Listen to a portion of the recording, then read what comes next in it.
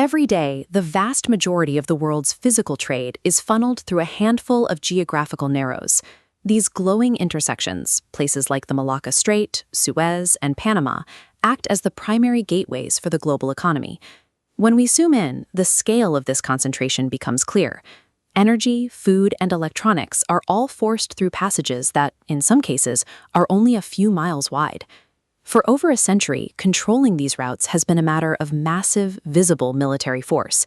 Nations deployed carrier strike groups and heavy cruisers to ensure these waters remained open.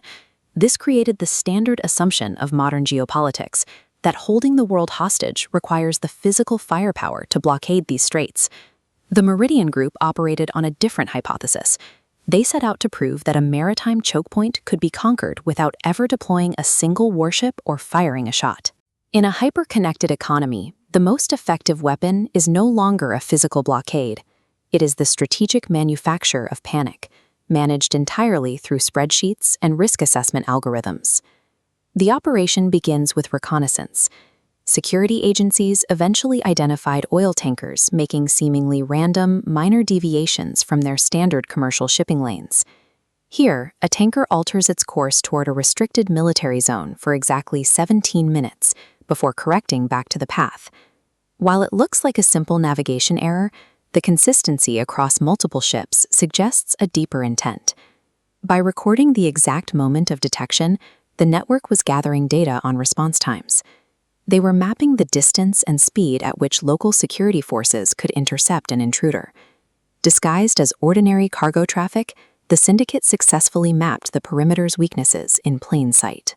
Simultaneously, a mysterious entity called Apex Maritime Holdings began a massive wave of acquisitions across the financial sector. Apex spent billions to acquire bankrupt shipping companies. These firms had no functioning ships and no physical assets, appearing on paper to be little more than corporate shells. The value lay in their paperwork. By purchasing these dead companies, Apex obtained their valid legal shipping licenses and established port operational rights. This strategy allowed a hostile network to buy direct access to critical infrastructure. Because these moves were classified as boring financial investments, they bypassed national security reviews. The playbook peaked with a trigger event. A minor engine fire broke out on a cargo ship in a major port. It was contained in 7 minutes with 0 casualties and no significant damage. While the event was negligible, a synchronized social media campaign instantly amplified it. Within an hour, a narrative of catastrophic vulnerability was being broadcast to every major news outlet and trading desk. The impact was immediate.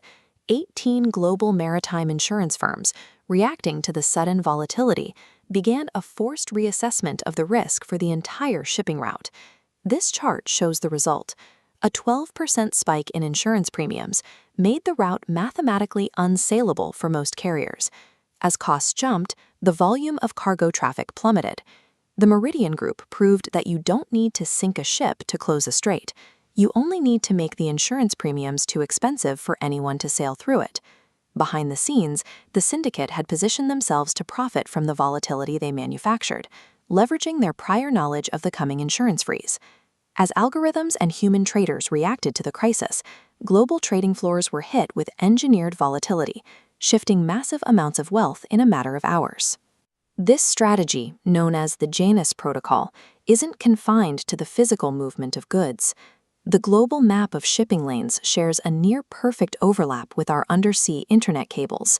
These lines follow the exact same geographical choke points on the seafloor. Because the same insurance algorithms that ground cargo ships also apply to the specialized vessels that maintain these cables, a single high-risk zone can halt cable repairs.